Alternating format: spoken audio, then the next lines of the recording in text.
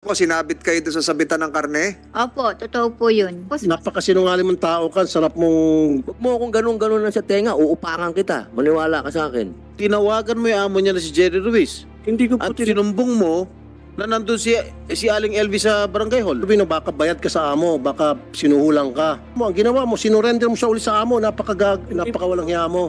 Tapos yung sabitan ng karne, yung nakagaya sa palengke, yung letter J na bakal, Opo. doon kayo sinabit. Opo, sinasabit po nila po ako doon. Tama itong sinasabi ni Ma'am Elby, kaya siya pumunta sa barangay dahil meron siyang kailangan at yung kailangan na yun ay tulong mo.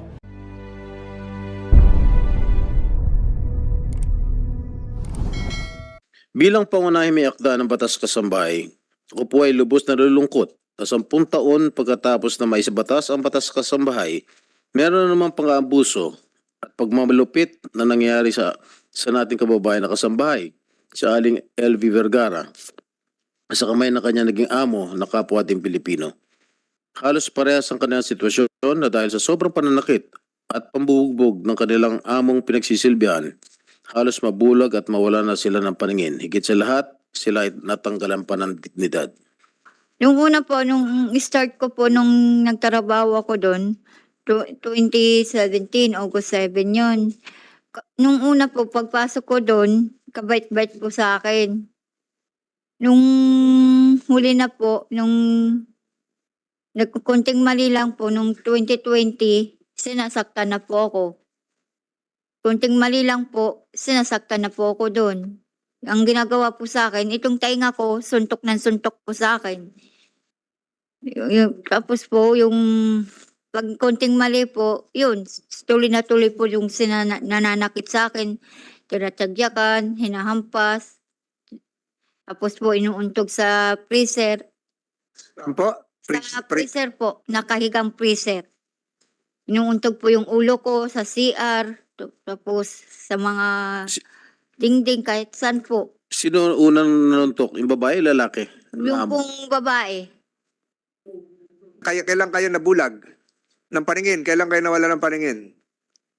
Ito pong kaliwa, kasabay po ng tainga ko. Nung Pebrero po, to 2020 din po. 2020. Yung kanan? Yung pong noong 2021 po. Hindi kayo pinatingnan sa doktor. Hindi kayo... Hindi po. Yung mga ngipin po, doon sa kanilang kamay din po, Opo. nangyari po yan. Opo, sa babae po. Tapos ang nabasa ko, sinabit kayo doon sa sabitan ng karne? Opo, totoo po yun. Bakit magkakarne ba ho sila? May freezer? Ano ba hong meron sila? Mayroon- Pahanap buhay nila? Po, nakakatay po sila ng baboy. Ayun, nagkakatay sila ng baboy, kaya may freezer sila na upright freezer siguro, yung malaki. Tapos yung sabitan ng karne, yung nakagaya sa palengke, yung letter J na bakal, Opo. doon kayo sinabit. Opo, sinasabit po nila po ako doon. Hindi po kayo nagsuplong sa inyong mga kamag-anak, sa pulis? Sinamsam po yung cellphone ko, paano po ako makatawag. Pinasweldo ba ho kayo? Hindi po, buwat nung nag-start po ako doon. Kahit piso? Wala po. Ilang taon kayo nagtrabaho ng walang sweldo? Para pong 7 taon na po. 7 taon walang sweldo? Opo. Sabi, Chairman, sabi kanina ni Kapitan, hindi daw humingi ng tulong sa kanya pero nagpunta sa... Ano kaya ang ibig sabihin ni Chairman doon? Chairman, ano ibig sabihin mo doon? Magandang umaga po ulit. Si Nanay LB po, yan po ay nadatngan ko po sa barangay po kasi po kami po nung panahon na yun, nag-iikot po at panahon ng COVID. Nadatngan ko po siya na magutim at talaga pong nakakaawa pong tingnan. So ang una ko pong ano po doon sa tanod kong babae, sabi ko linisan po at palitan ng damit dahil hindi ko po kilala siya. Yun po ang aming pagkakaano po kay Nanay LB. Tapos po, Nakita nyo na meron po siyang mga sugat, mga ganon. wala naman po ako nakita. Basta po siya madungis po. Yun po, ang akala ko po ay naligaw na taong grasa. So yung pong utos ko sa tanod po ay linisan po si Nanay LB.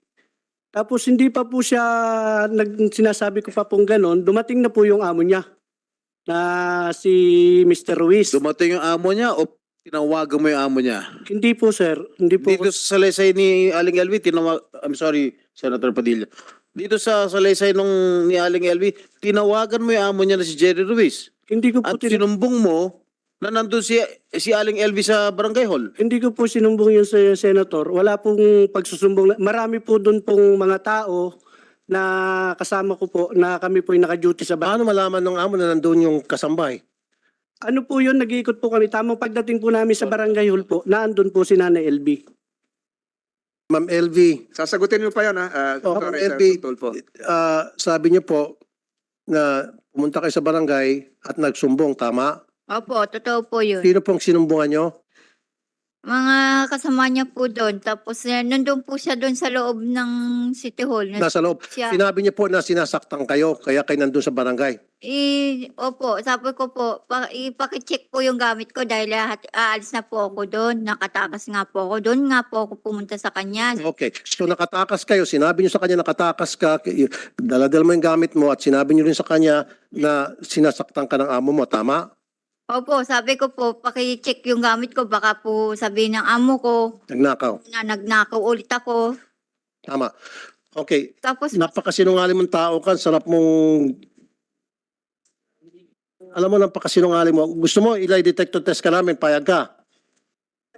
Sige, pag lumitaw na ikaw ay nagsinungaling sa lie detector test, kukulong ka agad namin dyan sa baba. So we might... Good. Mike, pakibukas yung mic. Yun naman po, sir. Alam nga ba naman magsisinungaling to si Ma'am LV? Anong reason para siya magsinungaling? Ikaw may dahilan ka para magsinungaling kasi tumawag ka sa amo tapos for all we know, baka bayad ka sa amo, baka sinuhulang ka ng amo. Ay, yun po, sir. There's no reason why she would be lying here. Alam mo, Chairman, kung nasa matinong pag-iisip ka, kung tama ka, patas ka, the first thing you should have done is pa-check siya sa doktor, tawagan mo si HR, tawagan mo PNP, sabihin na meron dito mukhang kawawa na kasambahay at tumakbo sa kanyang amo, ang kanyang reklamo ay sinasaktan siya, etc. Yun dapat ginawa mo. Ang ginawa mo, sinurrender mo siya uli sa amo, napakawalang hiya mo. Sir, excuse po, sir. Hindi ko po isinorender po yan. At lalong hindi po ako tumawag sa amo niya. Kasi ang nangyari, naibalik siya uli sa amo niya. Kasi kung ganong sitwasyon, kung sa akin kung ako si barangay chairman, may dumating sa akin kasambahay, kaawa-awa yung sitwasyon, madumi, sabi mo parang taong grasa, ipapacheck ko muna sa ospital, hindi ko muna payagan na sumama sa amo. At pagkatapos, tatawagan ko yung police, si HR, kung sino-sino pa mga otoridad, DSWD, para sama-sama mag-imbestiga, social worker. Ang ginawa mo, pinayagan mo makabalik ulit sa kanyang amo. Hindi naman po, sir, ganun ang nangyari talaga po, sir. Marami po akong kasamahan doon sa barangay. Yan po, Maraming kasama sa barangay, pero you call the shots because ikaw ang pinakamataas, ikaw ang chairman, ikaw ang sinusunod ng mga kasamahan mo. ang una ko nga pong hakbang, sir, akin pong pinalilinisan, sir. Hindi po yung totoong... Pero sinabi na nga ng kasambahay yung kanyang sitwasyon na siya ay naglayas, na meron siyang dalang mga gamit, tinignan yung gamit, baka mamaya sabihin na nagnakaw ako. You didn't do that, right? Hindi po, wala pong nasabi si Nanay LB sa totoong buhay po. Sa totoong buhay, bakit siya magsinungaling? Ay, Bakit siya pumunta sa barangay? Ibig mong sabihin, pumunta sa barangay, naligaw lang? Basta na pumunta sa barangay dahil namamasyal? Hindi nga po namin... Anong reason ba siya pumunta sa barangay? There should be a reason bakit yung isang tao pupunta sa barangay. Ikaw, alam mo naman dahilan kung bakit ang isang tao pupunta sa barangay, di ba? Bigyan mo reason. Okay, masalita ka. Anong dahilan bakit, kunyari ikaw, ako si chairman, bakit ka pupunta sa barangay? Ang ano ko nga... Hindi, pakisagot lang. Bakit ka pupunta sa barangay kung ako si chairman tapos ikaw yung kabarangay ko? Alam ko po, may kailangan po. Pero po hindi... Exactly. Kaya ka pupunta sa barangay dahil meron kang kailangan, meron kang isusumbong. Therefore, tama itong sinasabi ni Ma'am Elby, kaya siya pumunta sa barangay dahil meron siyang kailangan at yung kailangan na yun ay tulong mo. Chairman, hindi mo ginawa yung trabaho mo sa magkanong kadahilanan na hindi mo ginawa yung trabaho mo ng tama. Kasi kung ginawa mo yung trabaho mo ng tama, hindi na sana lumala pa yung sitwasyon ni Ma'am LV. Kaya sa lumala ng lumala dahil sa naging pabaya ka sa iyong tungkulin. Kung ako dito ngayon sa committee, sampahan ka dapat ng kaso. Sir, Dereliction of duty. ayun po naman, sir, ay nasikaso po namin. Hindi pa nga po siya nakakapagsalita. Dumating na po yung kanyang amo. At sinabi po niya na sinusundan niya at nakaalis po sa kanilang tindahan. Yung Di mas lalo nung dumating yung kanyang amo, mas lalo ka dapat magtaka. Saan sinabi mo sandali lang, hindi mo ba sila pinag-uusap? wala naman pong naging reaksyon si Nanay LB. Sumama po naman siya ng kusa sa amo niya eh. Imposible naman yan. Kaya nga siya lumayas tapos sasama ng kusa. Wala pa nga po, Senator, na ano siya, reklamo po sa amin. Mr. Chair, ipaano natin to, lie detector test, and then kapag lumitaw na sa lie detector test nagsinungaling to, ikulong natin sa baba. So kukulong kita. Pakukulong kita. Napakasinungaling mong tao ka. Kapitan, kilala mo ba yung amo ni LB?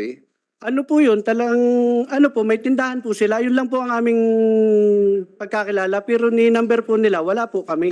Manang LB, nung kayo po ay pumunta kay Kapitan, dalawang mata niyo po ay bulag na o nakakakita pa kayo ng kalahati? Isang mata ko po, yung kanan. Ang Tapos po, kanan po ay nakakita pa. opo. So nakaharap niyo po si Kapitan. Opo, narinig ko po yung sabi niya po sa amo kong lalaki. O Sir Jerry, parang nandito yung sambahay mo, nandito. Nandito. Tinawagan o magkaharap. Hindi, para pong tinawagan, kausap. Wala po. Kinausap sa telepono Opo, yung Jerry, yung amo mo. opo. Oho. So hindi totoo yung sinasabi ni Kapitan na kasunod mo na yung amo mo. Hindi po. So Kapitan, Sandali, Mr. Chair. Aling LV, ituro mo nga rito kung sino yung kapitan na kausap nyo. Hindi po makikita po. Hindi nyo Wala makikita? po. Kilala ko po yung boses. Nabobosesan ninyo. Opo. Pwede mong ilarawan ang physical condition, malaki ba, mabalik? naririnig ko yung tanong ng iyong abogado, sa natatandaan mo, yung yan ang itsura ng Kapitan na nakita mo no, kahit Yung- isang mata ka, Mataba po siya ng kaunti at yung matangkad-tangkad. kad. Tumayo ka nga kung matangkad ka. Tabangan. Paano nga malalaman ni Ruiz, yung pamilya Ruiz, na nasa barangay hall, pwede naman siya ibang pinuntahan. Sinusundan na daw po yan nung amo niya. Kaya Ilang minuto, nung pagdating ni Ma'am LB at saka pagdating ng amo, ilang minuto ang pagitan? siguro po wala pa pong 3 minuto, sir. Oh, so, ibig sabihin, hindi sinusundan, may tumawag. Ay, At saka isa pa, of all places sa barangay, bakit sa barangay hall pa siya pupunta? Pwede naman siya pumunta sa ibang tindahan, pwede siya pumunta sa kanto kung saan pang pwedeng tambayan niya o sa paradahan ng tricycle kasi tumakas nga, di ba?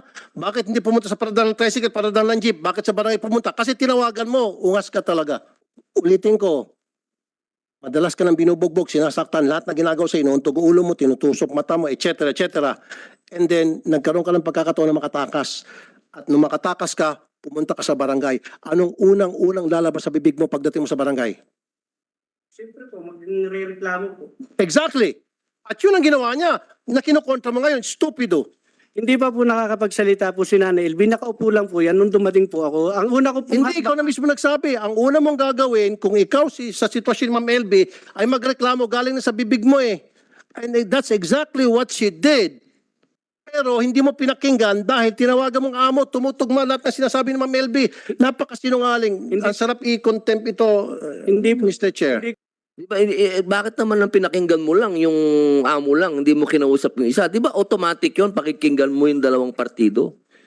Kasi nga po, Mr. Senator, wala naman, maganda naman po yung dating ni Mr. Ruiz. Wala naman pong panganong pinwersa si Nanay LB na Tumakas na nga. Tumakas na nga eh. Hindi nga po namin alam, sir, na may ganun nangyayari kay Nanay LB. Di ba Kasi sinabi ka mo nung amo na tumakas?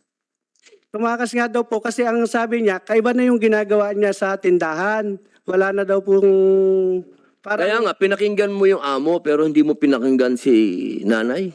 Ay hindi na nga po nagsalita. Sumama na rin po siya kay Mr. Ruiz eh.